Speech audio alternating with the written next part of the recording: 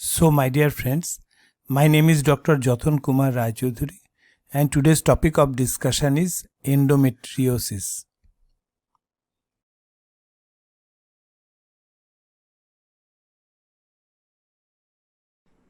I am highly indebted to the textbook of Berek and Novak's Gynecology, Williams Gynecology, Clinical Gynecologic Endocrinology and Infertility, ACOG and RCOG journals. GnRH agonist. GnRH agonist bind to the pituitary GnRH receptor and stimulate LH and FSH synthesis and release. It has a long biological half-life of 3 to 8 hours, resulting continuous exposure of the GnRH receptors in comparison to the endogenous GnRH, where the biological half-life is only 3.5 minutes.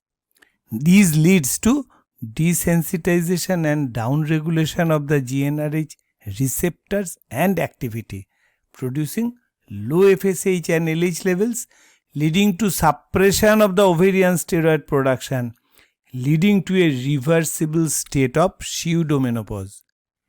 GnRH also has some direct effect on the ectopic endometrial cells because of the presence of GnRH receptors. GnRH also acts on plasminogen activator and matrix metalloproteinases with possible role of reduction of adhesion formation. Various GnRH agonist preparations are available like leuprolide, buserelin, nafarelin, histrelin, goserelin, triptorelin, etc., which are administered IM, subcutaneously or intranasal route. Depot preparations are attractive with their monthly or 3-monthly course.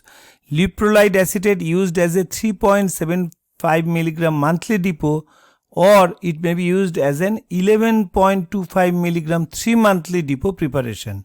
The best therapeutic effect is when the estradiol level is 20 to 40 picogram per ml. Side effects are due to the hypoestrogenism and includes hot flash, vaginal dryness, reduced libido and osteoporosis. Osteoporosis is a concern and sometimes longer treatment, even more than 6 months, may be necessary. So treatment may be regulated by adjusting the serum estrogen level to be maintained between 30 to 45 picogram per ml, or you can give add-back therapy with estrogen and progesterone. Conjugated estrogen 0.625 mg with medroxyprogesterone acetate 2.5 mg, or estradiol valerate 2 mg with norethistérone acetate 1 mg, or with tribolone 2.5 mg daily. The aim of add-back therapy is to treat endometriosis while preventing the hypoestrogenic hot flash and bone loss. Add-back combination allows treatment to be prolonged for 2 years in terms of pain relief and bone density protection. Drawback therapy. Subsequent half-dose GnRH after initial full-dose downregulation. Study shows that 6 months course of nafarelin 400 microgram daily is as effective as 1 month nafarelin 400 microgram followed by 5 months drawback dose of 200 microgram of nafarelin, and estrogen level is maintained at 30 picogram per ml. GnRH agonists should not be prescribed to girls who have not yet attained their maximal bone density, as some concern remains about their long-term effect on bones. Add-back therapy is of no help. Drawback may be tried. Aromatase inhibitors. Aromatase inhibitors appear to have promising role in pain associated with endometriosis. In several studies, aromatase inhibitors combined with oral contraceptives or progestins reduced pain scores, lesion size, and improved the quality of life. Compared with GnRH alone, aromatase inhibitors with GnRH analogues significantly improved pain without further reduction in bone density. Premenopausal women treated with aromatase inhibitors such as anastrozole 1 mg or letrozole 2.5 mg developed ovulation and functional ovarian cyst, which however can be prevented by combining OCs or progestins. GnRH antagonists. GnRH antagonists inhibit the endogenous GnRH through competitive and reversible binding to pituitary GnRH receptors.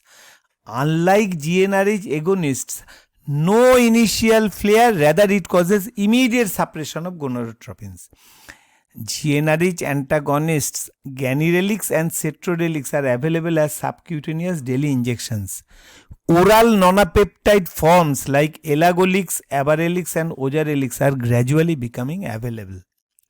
Like GnRH agonists, injectable GnRH antagonists also produce complete pituitary suppression. On the other hand, oral GnRH antagonists may be used as a dose-dependent pituitary suppression and accordingly ovarian estrogen suppression to a level that is adequate for treatment of endometriosis without any hypoestrogenic effect, just like the add-back or the drawback therapy. 6-month oral elagolix trial improved dysmenorrhea and non-menstrual pelvic pain in endometriosis. Non-hormonal medical therapy. Etiopathogenesis of endometriosis points to the role of several factors like inflammation, angiogenesis, etc., with newer treatment options to counteract those mechanisms. Mostly they are under research. TNF-alpha antagonist for the treatment of endometriosis and related adhesions, pentoxifylline as an anti-inflammatory agent, PPAR gamma agonists, and other anti-inflammatory and immunomodulatory drugs under trial are COX-2 inhibitors, leukotriene receptor antagonists, anti-angiogenic agents, etc. Treatment of endometriosis associated infertility. Surgical treatment. It depends on age of the woman, duration of infertility, stage of endometriosis, degree of involvement of the reproductive organs, especially the tubes and ovaries, degree of pain, previous therapy, and priority of the patient and financial burden. Surgical management for minimal and mild endometriosis associated with infertility. Few studies do not recommend surgery for minimal and mild endometriosis. However, infertile patients, while doing diagnostic laparoscopy, if ablation of the endometriotic lesions along with adhesionolysis is combined, the treatment became more effective so far fertility is concerned compared to the diagnostic laparoscopy only. Surgical removal of the peritoneal lesions prevent progression of the disease. However, over-enthusiastic ablation and resultant adhesion formation should be avoided. Surgical treatment of moderate to severe endometriosis associated with infertility. When mechanical distortion of the pelvic structures are present, surgical correction with restoration of the pelvic anatomy should be done. For chocolate cyst, cystectomy of the endometrioma, which is an excisional surgery, increases the post-operative conception compared to the ablation of the endometrioma, which is an ablative surgery. However, both the two procedures carry the risk of reducing ovarian reserve, considering the degree of excision or ablation. For larger endometrioma, 3-stage procedure may be done.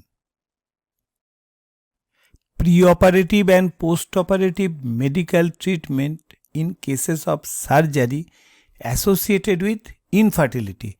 There is no evidence of a benefit of preoperative medical therapy in the form of GnRH agonist, danazol or progestins on the outcome of surgery. However, most surgeons prefer a 3-month course of GnRH agonist treatment to reduce inflammation, vascularity and adhesion before surgical treatment of severe endometriosis. Postoperative medical therapy is ineffective, and as the treatment prevents conception, so valuable time is wasted, as the highest spontaneous conception occurs during the first 6 to 12 months after surgery. If no spontaneous conception within 2 years, there is little chance of subsequent natural conception. Hormonal treatment of endometriosis associated infertility. As conception is not possible or contraindicated during medical treatment of endometriosis, there is no evidence that medical treatment leads to better chance of pregnancy. On the other hand, different ART procedures may be tried after surgical reconstruction and after expectant management. Management of adolescents with endometriosis. The most common symptom in adolescent is dysmenorrhea. Minimal and mild endometriosis are the most common stage. Ultrasonography may or may not be suggestive. Laparoscopy should be considered with chronic pelvic pain not responding to NSAIDs and OCs. Red, clear and white lesions are more prevalent. Lesions are surgically removed during laparoscopy followed by continuous low-dose oral contraceptives to prevent recurrence of the disease. For more advanced disease, medical treatment for 6 months followed by continuous low-dose oral contraceptives to prevent progression of the disease. GnRH agonist with ADVAC may be considered beyond 18 years if other medical treatments fail. Mullerian anomaly may cause early development of endometriosis.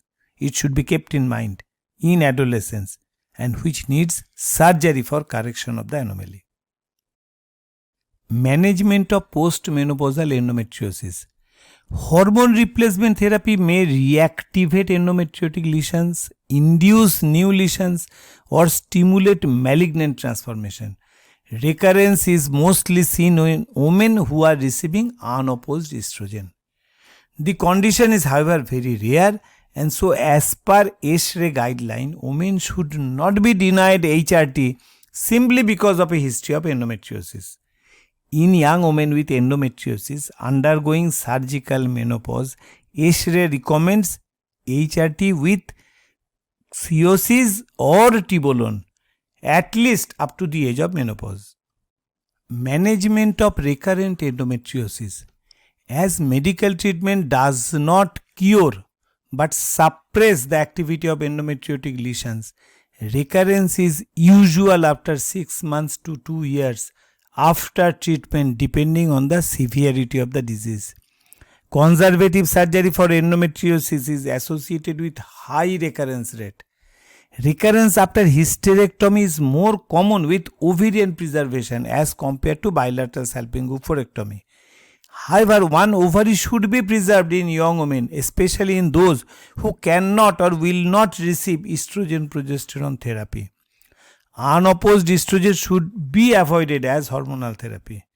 Risk factor for recurrence includes young age, degree of endometriosis, duration of follow-up and history of previous surgery. After first-line surgery for endometriosis, women should seek for pregnancy or use oral contraceptives until pregnancy desired.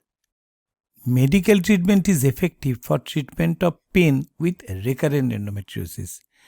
Continuous treatment with COC 20 microgram ethinyl estradiol and 150 microgram desogestil or with only desogestil 75 microgram per day gives significant improvement.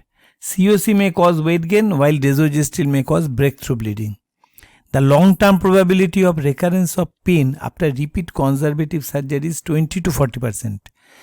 When a second surgical approach is intended, definitive surgery in the form of hysterectomy with bilateral salpingo-oophorectomy should be considered, especially in women above 40 years and who do not want pregnancy. Scar endometriosis is also a separate entity and it may develop after hysterectomy or caesarean section as implantation, manifested by subcutaneous nodule or deep lying mass in the abdominal wall with cyclic local pain and tenderness. Treatment is usually surgical wide excision. Dynogest, dipomedroxyprogesterone injection 150 mg every 3 months or GnRH agonist may be tried as medical therapy for some time before surgery. Thank you for your patient watching. If you like the video, please subscribe. Namaste.